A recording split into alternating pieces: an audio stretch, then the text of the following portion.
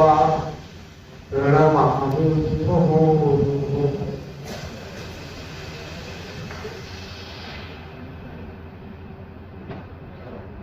মঞ্চে উপবিষ্ট পরম পূজনীয় শ্রীমৎ স্বামী ভক্তিপ্রিয়ানন্দজি মহারাজ, পরম শ্রদ্ধা ভাজন ডক্টর রামানুজ গঙ্গোপাধ্যায় মহাশয়, পরম পূজনীয় শ্রীমৎ স্বামী শিবপ্রদানন্দজি মহারাজ, আমার সামনে উপস্থিত সন্ন্যাসী যারা রয়েছেন, পূজনীয় সন্ন্যাসী, শ্রদ্ধা ভাজন শিক্ষাপ্রদী, শিক্ষক শিক্ষিকা শিক্ষাসেবী বৃন্দ, এবং সেই সঙ্গে আমার একান্ত স্নেহভাজন ছাত্র ছাত্রীবৃন্দ। একটি ছোট্ট অনুরোধ দিয়ে আমার কথা শুরু করি।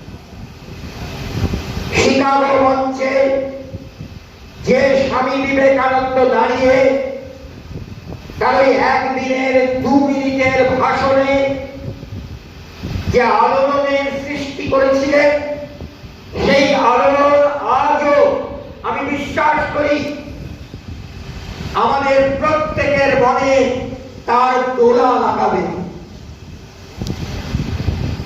নেতিবাচক কোনো কিছুকে গুরুত্ব না দিয়ে ইতিবাচকতার যে বেবশাত আক্রমণ, সেই আক্রমণে যুক্ত হয়ে সমাজের কলুষকে ধ্বংস করে আমরা অন্তর্লীন শুভ সত্তায় সমাজকে জাগ্রত করব।